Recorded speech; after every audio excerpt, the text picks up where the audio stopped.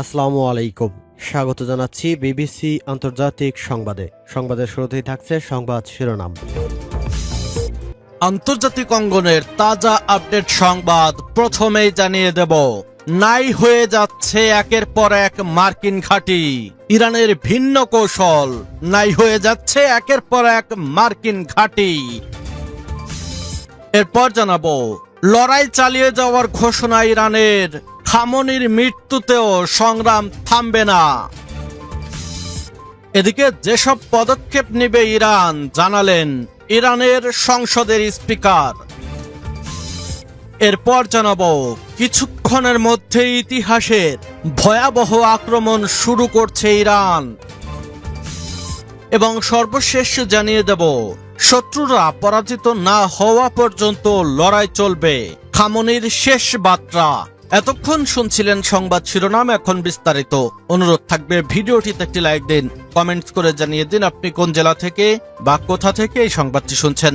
Viewers, আজকের সংবাদের সবথেকে গুরুত্বপূর্ণ বিষয় হচ্ছে দখলদার ইহুদিবাদী ইসরায়েল এবং ইরান মার্কিন যুক্তরাষ্ট্র পুরোদমে ত্রিমুখী যুদ্ধ চলছে। এই যুদ্ধে সবথেকে বড় ক্ষতি হয়েছে ইরানের ধর্মীয় নেতাকে শয়তানরা হামলা চালিয়ে শহীদ করে দিয়েছে। তবে এই যুদ্ধ থামবে না মার্কিন ঘাঁটি এবং ইসরায়েল ঘাঁটি তছনছ করার আগ পর্যন্ত। ইরান প্রতিশোধ নেওয়ার ঘোষণা দিয়েছে। ইরানের মাটিতে হামলা করে যেন নিজের পায়ে নিজেই কুড়াল মারল যুক্তরাষ্ট্র। আহত বাঘ যেমন শেষ মুহূর্তে ঝাঁপিয়ে পড়ে, তেমনি পাল্টা আঘাতে গর্জে উঠেছে তেহরান। হামলার জবাবে মধ্যপ্রাচ্যে থাকা মার্কিন ঘাঁটিগুলোকে টার্গেট করেছে ইরান। ইতোমধ্যেই ড্রোন ও ক্ষেপণাস্ত্র ছুড়ে সৌদি, কাতার সহ মধ্যপ্রাচ্যের 5 দেশে থাকা মার্কিন ঘাঁটিতে ভয়াবহ হামলা চালানো হয়েছে। 28 ফেব্রুয়ারি ভোরে ইসরায়েল ও যুক্তরাষ্ট্রের বিমান বাহিনী একযোগে ইরানে ক্ষেপণাস্ত্র হামলা চালায়। এরপরই পুরো দস্তুর খেপেছে ইরান।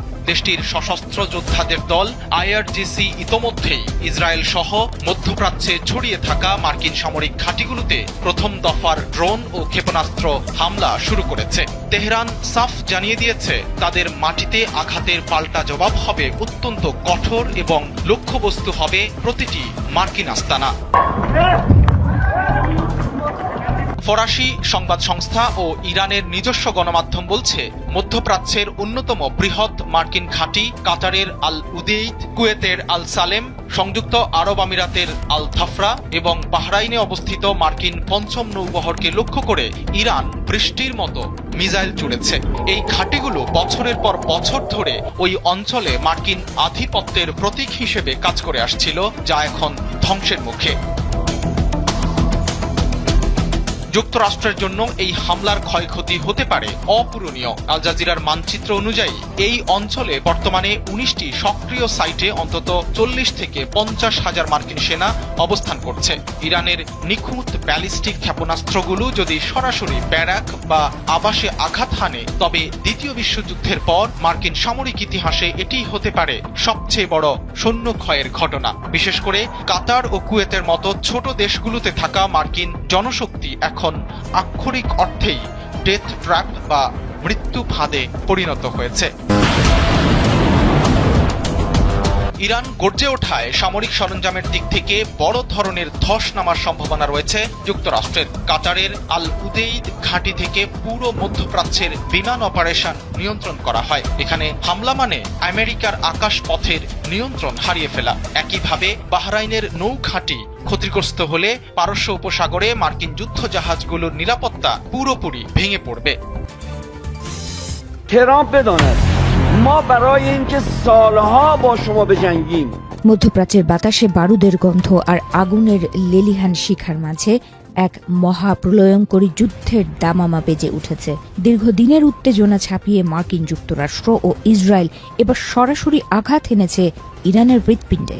তেহরানের আকাশে যখন একের পর এক ক্ষেপণাস্ত্র আছড়ে পড়ছিল, তখন গোটা বিশ্ব রুদ্ধশ্বাসে তাকিয়েছিল এক ভয়াবহ পরিণতির দিকে। এই বিধ্বংসী হামলায় ইরানের সর্বোচ্চ নেতা আয়াতুল্লাহ আলী খামেনির মৃত্যু হয়েছে বলে দাবি করেছেন মার্কিন প্রেসিডেন্ট ডোনাল্ড ট্রাম্প এবং ইসরায়েলি প্রধানমন্ত্রী বেনিয়ামিন নেতানিয়াহু। অপারেশন লায়ন্স রোয়ার এবং এপিক ফিউরি নামে পরিচালিত এই যুদ্ধ অভিযানে ইসরায়েলের প্রায় 200টি যুদ্ধ বিমান এবং মার্কিন নৌ ও বিমান বাহিনীর বিশাল বহর অংশ নেয়। তেহরানের পারমাণবিক কেন্দ্র, ক্ষেপণাস্ত্র তৈরির কারখানা এবং রেভলিউশনারি গার্ডের সদর দফতর সহ প্রায় 500টি লক্ষ্যবস্তুতে মুহুর্মুহু হামলা চালানো হয়। ইসরায়েলি প্রধানমন্ত্রী নেতানিয়াহু এক টেলিভিশন ভাষণে দাবি করেছেন, খামেনির সুরক্ষিত বাসভবনটি পুরোপুরি গুড়িয়ে দেওয়া হয়েছে এবং সেখানে থাকা শীর্ষ কর্মকর্তারা নিহত হয়েছেন। তিনি আরও ইঙ্গিত দিয়েছেন যে খামেনির বেঁচে থাকার আর কোনো চিহ্ন নেই। এদিকে ডোনাল্ড ট্রাম্প তার নিজস্ব সামাজিক যোগাযোগ মাধ্যম ট্রুথ সোশ্যালে অত্যন্ত কঠোর ভাষায় খামেনির মৃত্যুর খবর প্রচার করেছেন। ট্রাম্প লিখেছেন, ইতিহাসের অন্যতম এক দুষ্টু শাসক খামেনির পতন হয়েছে, যা কেবল ইরানি জনগণের জন্য নয় বরং সারা বিশ্বের জন্য এক বড় বিজয়। ট্রাম্পের দাবি অনুযায়ী খামেনির মৃতদেহ খুঁজে পাওয়া গেছে এবং তা তাকে দেখানোও হয়েছে। এই খবর ছড়িয়ে পড়ার পর থেকেই বিশ্বজুড়ে তৈরি হয়েছে চরম বিভ্রান্তি আর উদ্বেগ। তবে ইরানের পক্ষ থেকে এই মৃত্যুর খবরের কোনো সরাসরি নিশ্চিতকরণ না আসলেও খামেনির দাপ্তরিক এক্স টুইটার হ্যান্ডেল থেকে একটি রহস্যময় পোস্ট করা হয়েছে। ফার্সি ভাষায় লেখা সেই পোস্টে ইমাম আলীর সাহসিকতার প্রতীক হিসেবে হায়দার নাম ব্যবহার করা হয়েছে। অনেক বিশ্লেষক মনে করছেন এই পোস্টটি আসলে ইরানি শাসনের ধারাবাহিকতা বজায় রাখার একটি সংকেত এবং প্রতিরোধের ডাক। এটি মূলত মার্কিন ও ইসরায়েলি দাবির বিপরীতে একটি প্রতীকী জবাব হিসেবে দেখা হচ্ছে, যার মাধ্যমে ইরান বুঝিয়ে দিতে চাইছে যে তাদের লড়াই এখনো শেষ হয়নি। হামলার পরপরই ইরান হাত গুটিয়ে বসে থাকেনি। প্রতিশোধের আগুনে জ্বলে উঠে তারা মধ্যপ্রাচ্যে অবস্থিত মার্কিন সামরিক ঘাঁটিগুলোতে ভয়াবহ পাল্টা আক্রমণ চালিয়েছে। বিশেষ করে সংযুক্ত আরব আমিরাত ও বাহরাইনের মতো প্রতিবেশী দেশগুলোতে অবস্থিত মার্কিন স্থাপনাগুলো লক্ষ্য করে ক্ষেপণাস্ত্র নিক্ষেপ করেছে ইরান। এই পাল্টা হামলার ফলে মধ্যপ্রাচ্য এখন কার্যত এক অগ্নিকুণ্ডে পরিণত হয়েছে এবং আঞ্চলিক স্থিতিশীলতা পুরোপুরি ভেঙে পড়ার উপক্রম হয়েছে। ইসরায়েলি গোয়েন্দা সংস্থাগুলো দাবি করেছে যে কেবল খামেনি নন, তার প্রধান উপদেষ্টা আলী শামখানিও এই হামলায় প্রাণ হারিয়েছেন। ইসরায়েলের পক্ষ থেকে ইরানের সাধারণ নাগরিকদের রাজপথে নেমে আসার এবং বর্তমান সরকারকে হটিয়ে দেওয়ার আহ্বান জানানো হয়েছে। তারা এই সময়টিকে মুক্তির সুযোগ হিসেবে অভিহিত করছে। অন্যদিকে ইরানের সরকার সমর্থকরা এই কঠিন সময়ে ঐক্যবদ্ধ থাকার শপথ নিচ্ছে, যা গৃহযুদ্ধের আশঙ্কাকেও বাড়িয়ে দিচ্ছে কয়েক গুণ। উপগ্রহ থেকে পাওয়া ছবিতে দেখা গেছে তেহরানে খামেনির কম্পাউন্ডটি ব্যাপকভাবে ক্ষতিগ্রস্ত হয়েছে এবং চারদিকে ধ্বংসস্তূপের চিহ্ন স্পষ্ট। আন্তর্জাতিক গণমাধ্যমগুলো এখনও খামেনির মৃত্যুর খবরটি নিরপেক্ষভাবে যাচাই করতে পারেনি, তবে বিভিন্ন সূত্রের দাবি আর পাল্টা দাবির ভিড়ে এক থমথমে পরিস্থিতি বিরাজ করছে।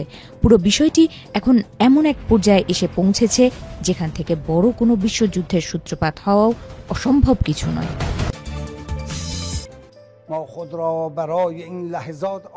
আমরা এই মুহূর্তগুলোর জন্য নিজেদের প্রস্তুত করেছি এবং সব ধরনের পরিস্থিতির জন্য পরিকল্পনা করেছি। আমাদের প্রিয় ইমাম খামেনির শাহাদাতের পরের সময়ের জন্য পরিকল্পনা করা হয়েছে। আপনারা দেখবেন একটি নেতৃত্ব পরিষদ গঠনের মাধ্যমে কর্মকর্তাদের মধ্যে, প্রতিরক্ষা বাহিনীর মধ্যে এবং জনগণের মধ্যে অকল্পনীয় শক্তি ও ঐক্য গড়ে উঠবে। সন্দেহ করবেন না, আমাদের প্রতিরক্ষা বাহিনী এখন পর্যন্ত তাদের সক্ষমতার কেবল একটি অংশ ব্যবহার করেছে। আমেরিকান ও ইসরায়েলিদের সঙ্গে আমাদের হিসাব এখনো বাকি রয়েছে। এখানেই খুব স্পষ্ট ও পরিষ্কারভাবে আমি ট্রাম্প, নেতানিয়াহু এবং তাদের এজেন্ট ও সহযোগীদের বলছি, আমি পুনরায় বলছি, এই দুই অপরাধী এবং তাদের সকল সহযোগীদের উদ্দেশ্যে বলছি, তোমরা আমাদের লাল সীমা অতিক্রম করেছো এবং এর মূল্য তোমাদের দিতেই হবে। আমাদের জন্য এটি শুধু অস্তিত্বের যুদ্ধ নয়, বরং বহুদিনের দমিত ক্ষোভ, যার চূড়ান্ত প্রতিশোধের সময় এখন এসে গেছে।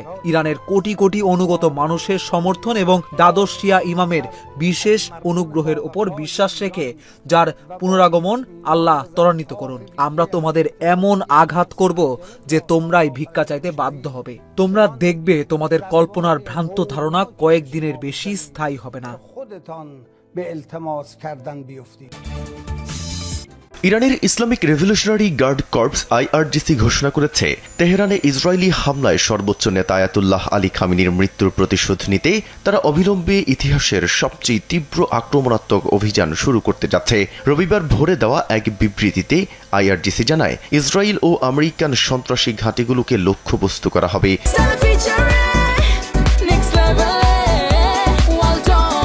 Side by side. বিবৃতিতে স্পষ্টভাবে উল্লেখ করা হয়নি কোন কোন স্থান হামলার লক্ষ্যবস্তুতে রয়েছে, তবে হামলার প্রস্তুতি চূড়ান্ত পর্যায়ে রয়েছে বলে ইঙ্গিত দেওয়া হয়েছে। শনিবার সকালে তেহরানের কেন্দ্রস্থলে খামেনি নিহত হওয়ার পর থেকেই মধ্যপ্রাচ্যে চরম উত্তেজনা বিরাজ করছে।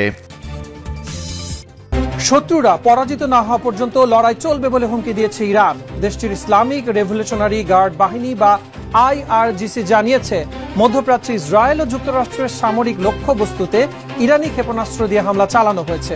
এই অভিযান যতক্ষণ পর্যন্ত শত্রুরা চূড়ান্তভাবে পরাজিত না হয়েছে ততক্ষণ পর্যন্ত চলবে। IRGC আরো দাবি করে, ইসরায়েল ও যুক্তরাষ্ট্রের মধ্যপ্রাচ্য জুড়ে থাকা সব সামরিক সম্পদ ইরানি বাহিনীর বৈধ লক্ষ্যবস্তু হিসেবে বিবেচিত হবে। কাতার ভিত্তিক সংবাদ মাধ্যম আল জাজিরা জানিয়েছে, ইসরায়েলের রাজধানী তেল আবিবে বিস্ফোরণের শব্দ শোনা গেছে। এদিকে ইরানে ইসরায়েল ও যুক্তরাষ্ট্রের যৌথ হামলার পর আন্তর্জাতিক অঙ্গনে তীব্র প্রতিক্রিয়া দেখা দিয়েছে। বিশ্বের বিভিন্ন দেশে হামলা বন্ধের আহ্বান জানিয়েছে।